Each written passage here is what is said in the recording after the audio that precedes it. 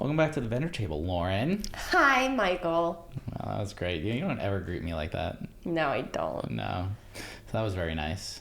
No, usually it goes something like, what's up, loser? Which is like, hey. She doesn't even acknowledge me. I do. Sometimes. I do. Yeah, I don't know. Well, welcome back. We're back. We're talking. We're back and we're bad. Yeah, we're talking today. So this is a tough one to talk about, but it's a good one to talk about. Yeah. So we know photographers have this culture, this hustle culture, okay, where I don't even think this is exclusive to photographers. Yeah, it's probably not. This is probably a general work thing, especially Yeah. creatives, entrepreneurs. Glorifying the hustle. Yeah. So as we know, we're both self-employed wedding photographers. Hustle culture is a thing in what we do. Okay. Mm-hmm. And hustle culture is probably one of the, I want to say, the main thing that leads to burnout. Okay. Creative burnout, just in general burnout. Hardcore burnout. Right. So we wanted to address this today because we are both entering the busy season of weddings, right? Where that hustle culture just starts to really take over. Yeah. Right. We're doing multiple shoots per week, multiple weddings per week, as well as editing. And on top of that, we have to maintain family life. We have to maintain our personal lives, things like that. So it's very hard to get started in the world of weddings and keep it going because you're always looking to improve, right? You're always looking to get better. You're always looking to just keep going, right? My goal every year is to improve and become a better photographer, mm-hmm. Okay? In any way, shape, or form, whether it's just my shooting sense, my style, my creativity, the way I handle clients, my workflow, things like that, right? I'm always looking to improve. So with that leads to hustling hard for that, right? Yes. So now, once you get into that flow, it's hard to come out of that. Yeah, even when things slow down, your brain is almost nonstop moving. So when the actual physical shooting is done for the year, let's say come November, December, mm-hmm. That's when it starts to slow down. Mm-hmm. Weddings going a little bit later than they used to once upon a time. The brain mechanisms are still firing. Everything is still going and moving on all cylinders, and you have to kind of work pretty hard to bring yourself back down to mm-hmm. relax, especially since you still have all this back end work to do. So, I mean, what are some things that you do personally to deal with burnout? Or to avoid it? So it's a good question because I've been full-time since 2019. So I remember going full-time in 2019, and I had a 9-to-5, and I was also doing wedding photography, and I was transitioning from my 9-to-5 to wedding photography. Mm-hmm. So it was like doing two jobs. It was I was working 60 to 70 hours a week. Just, I do my 9-to-5. I'd have to leave the house at 8 a.m. I'd be home by sometimes 6:30, 7 o'clock at night, and then see my daughter for a little bit, spend time with her before bed, eat dinner, spend time with her before bed, and then I'd be editing from probably 9:30 p.m. to 1 in the morning. Yeah. Every night because I was transitioning, so that was the goal was become a full-time photographer. So I was hustling, mm-hmm. right? So that took a huge toll on me mentally, physically. Wasn't eating right, wasn't getting along with my wife at the time. I'm very comfortable talking about that. Sought therapy, literally. I see a therapist, by the way. I'm fine with fine with that. Mental health, baby. Take care of it. Really important. Okay, so take care of that. I'm man enough to say that if you need to talk to somebody, talk to a therapist. It's the greatest thing you could ever do. So having that really helped. Going to therapy and getting advice on how to deal with the stresses of the workload. My therapist literally said you have an end game here. This is your end game. You're almost there. It was transitioning. So have that goal in sight, right? So you're basically transitioning out of your job by the end of the year. Set that goal, work towards it. It's going to be hard. It's going to be strenuous, but you'll get there kind of thing. So that was always my sight, was look at the end game, right? So every year when it gets busy, I'm always looking at that end game. Okay, when does the season slow down? Okay, so like you said, November, December is when it slows down, and I take a solid 4 or 5 months where I recoup. I do some R&R. I collect myself, recharge, like everything in life, right? Like spend time with the family, like go do something, get a fucking massage. Ooh, yeah. You know, that's good shit right there. Right? Like just recuperate. So with what we do for a living and you're hustling, you're working towards that end game. It's not always the case for certain people. Like a lot of people they're hustling the whole year. So this is definitely, I think, from my point of view, like we work a seasonal job. Mm-hmm. So we could kind of say that like, hey, like that season's going to be crazy and that rush is going to be crazy, but we could work towards that end game. But I definitely could see like people just keeping it going. Yeah. So, because winter weddings do exist. They do exist. They are popular because they are less expensive. Mm-hmm. So, you know, it's not like there is a shortage of weddings to photograph during the winter season. We just choose not to. So yeah, Lauren and I choose not to. Like I literally have a hard stop date of basically end of November, like really the week before Thanksgiving, and I don't shoot another wedding until basically the end of March. Okay. And that's me personally, because what I learned was I was doing so much that when my season technically ended in December, and this like in COVID year, I had 2 weddings in January, 1 in February, 1 in March. I never felt like I was turning mm-hmm. off. I never had a chance to recuperate.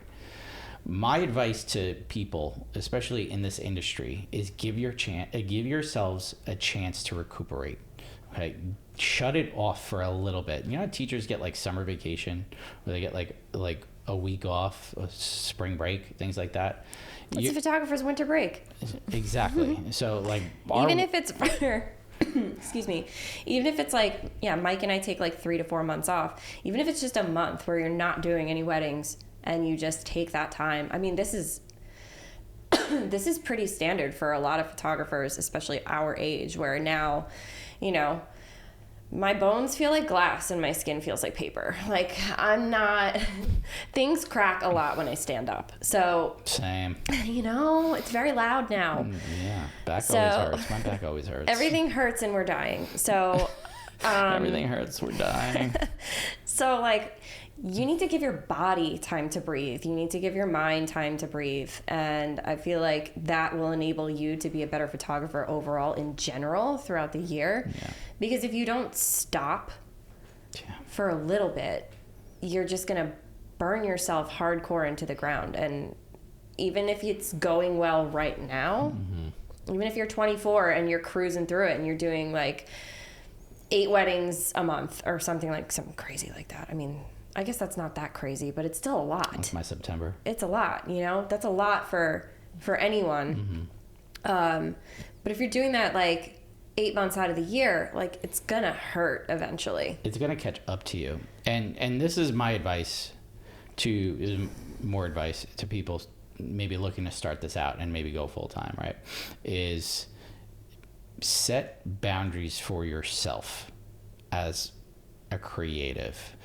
Don't take 8 a month unless you know you could handle 8 a month.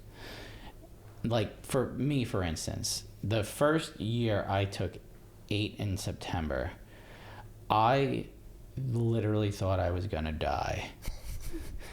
And that's the truth. Like I not only took 8 weddings in September, I was doing 3 sessions a week. Right. So I think like that's important to note as well, because a lot of people think, oh, well, they're wedding photographers, they're off during the week, but we're not. We are absolutely not.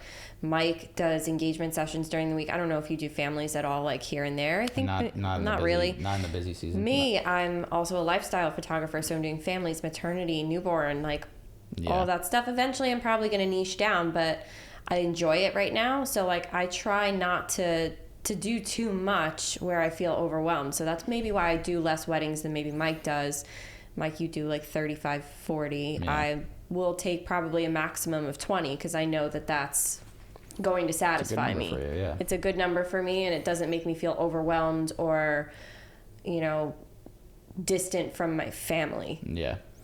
And this is what she just said right there is the big thing, right? Like we're slightly older. We're like, I'm 37. Lauren's what, 34? Mm-hmm. You're 34. So we're both married. I have 2 kids. Lauren has 1. Homeowners. Congrats, by the way. Homeowner. Thank you. New homeowner. Homeowners. We have big responsibilities in life. Okay. So we not only have to dedicate time to our business, but also to our family and our loved ones and our personal lives. It's like being Jesus. Like I joke, but I don't see my friends usually during the months of like September, October, and November because of how crazy my schedule is. I mean, we were just talking before we started recording about how like our industry can sometimes be isolating and lonely because while we do have fun when we're shooting weddings with each other and things like that, we're working opposite schedules to what like normal jobs are. Yeah. So our families may be going out and having get-togethers and gatherings or birthdays, baptisms, God knows what, but we might not be able to be there for those things. Yeah. I've missed 3 of my friends' kids' birthday parties this year where my wife had to go with my children. And it sucks because like I miss seeing my friends. My kids miss seeing me, but it's the sacrifices I know making those sacrifices now leads to, you know, success in the future, things like that. So, you know, I was able to put a pool in my yard because of the hard work that I put in, like myself and my wife, like we put in hard work to do that, to put, like invest in things and like be able to buy nice things. And yeah, like I'm not a showy person. I don't like I don't need to like to walk around with like crazy expenses or anything like that. But hey, you know, if I need to buy a new Mac Studio, I have the money to do it. Right. Like, you know, so, and we mentioned this earlier, wedding photography is a very lucrative field. You could work your ass off and make a ton of money doing it, right? It is, but you're hustling to do that. And yeah. And honestly, like when I was, so very similar to you, like when I was starting to transition to my own, I was working at a studio. I was doing sales in the office. So I was also doing like album design and things like that. I was working Monday through Thursday from 12 to 9, Friday 12 to 5 if I wasn't shooting a wedding, and then I would shoot on the weekends. And I was also editing those weddings and sessions and all of that stuff. And that's a lot of time to not be home. Yeah. Like a lot, you know? Yeah. So like that's wild to me to think about it. Like I would leave in the middle of like work to go shoot an engagement shoot and then come back to work. Yeah.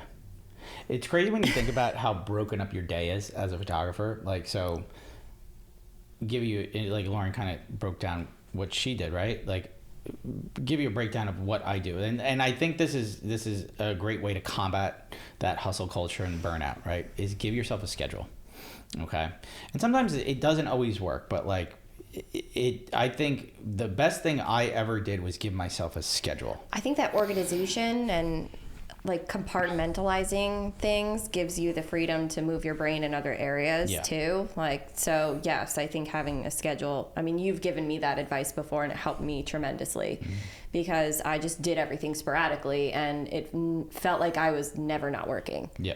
So giving yourself those time slots, those specific days where you're doing certain things, responding to emails on this day during this time, or and when the clock shuts off, turn it off. Turn it off.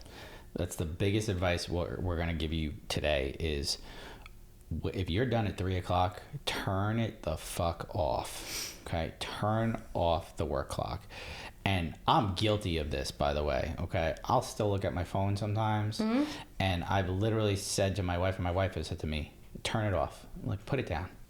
What's important right now? It's not important. It's not important. Be present. And I need to take my own advice right now, like literally, because I do it all the time. I still do it. I was doing it today. I was looking at my phone, like we posted a TikTok, and it was doing really well, and I kept checking it. And I was like, oh, okay.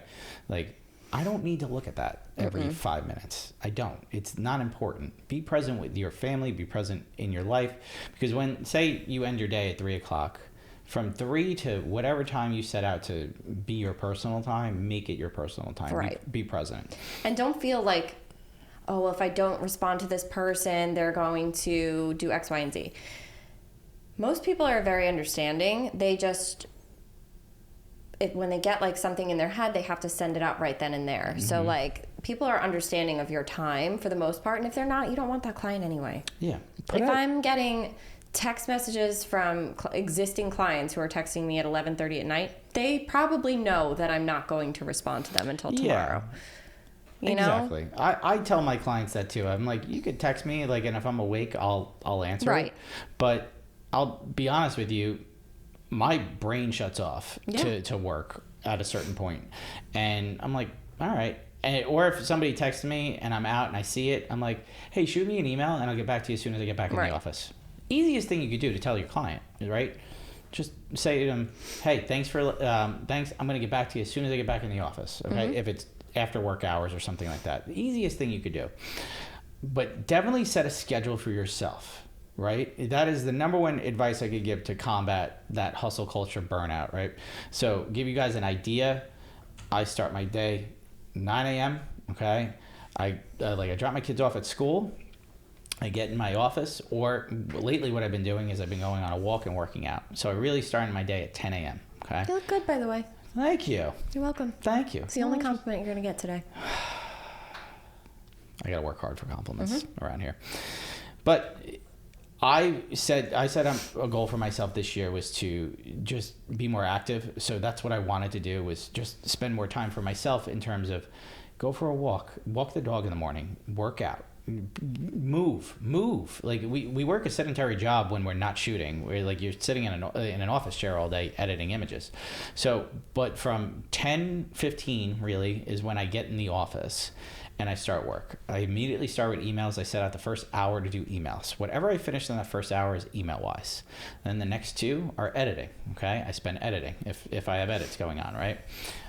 If it's the off season, I'm building, I'm brand building, I'm doing like guides, I'm working on things, I'm watching YouTubes on how to get better, things like that, right? And then the last couple of hours, it's usually emails, it's schedules, working on schedules, and then once the clock strikes 3, I leave my house and I go get my children. Okay, the joy of being a business owner, small business owner, is you set your own schedule. So I really work from 10 to 3 every day, and then I pick up my kids, bring them home. We play in the backyard this time of year, which is great, until like 5:30. We have dinner.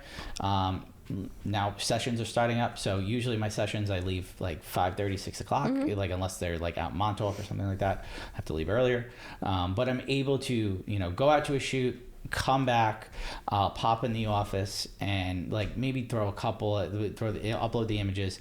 Sometimes I'll answer emails if it's pressing, like if I missed any throughout the day, but I don't set that as office time. So that's like my kind of like maintenance time, right? So if I answer an email, but I do that every day. Okay. And like, but I still have days where I'm like, you know what? Wednesday, me and my wife are going to order in. We're going to have a nice night. I'm not going to look at emails or anything like that. And we're going to go to bed fucking 10 o'clock instead of going to bed at 1 a.m. because I'm a night owl. I do like staying up when it's quiet and working. I don't last. That's fine. I don't. I'm built different. I was a gamer. I'm built different. I was a gamer. I'm still a gamer. So I'm used to those late nights and staying up late and running on 6 hours or 5 hours. Something happened. It's probably a child. Let's see, I have children. Something happened, and now I'm not fun anymore. Not fun. I can't stay awake past 11 o'clock. Actually, we did stay up till midnight last night. Wow. Last night, you partiers. I had 2 glasses of wine. Wow. And I watched reality TV. Wow, that's a nice night. Like, and I think. That's the thing. Reward yourself, people. Don't reward yourself with reality TV, but reward yourself with something that makes you happy and relaxed. Yes. And if it is reality TV, then good for you, man. Go for it. Go for it. Go for it. For me, my reward is, I'm like I said, I'm a gamer. I love to play a video game when it's quiet, my kids are asleep, things like that. Like if my wife's going to bed early, I'm going to hop in, I'm going to link up with my buddies and play for a little bit. It's nice. I like to read. You like to read. Like everybody, like enjoy a hobby. That's another way to kind of combat this, like the burnout phase. Like, like, I do think, though, it always stems back to staying fucking organized. And that's how you combat everything from hustle culture to burnout. That's how I do it. And I was always a list guy. So every day I write, or like lately it's been every week, I write out everything I got to do for the week, okay, on a notepad. Or that's ambitious. It used to be a sticky note. Probably a long list. Like, so no joke, I have 20 things to accomplish this week. Okay, I have teasers to send out. I shot 2 weddings last week. I have teasers to send out this week. I have 2 sessions to deliver as well. So these are all ambitious things. But you wrote it down and you have it. You wrote it down.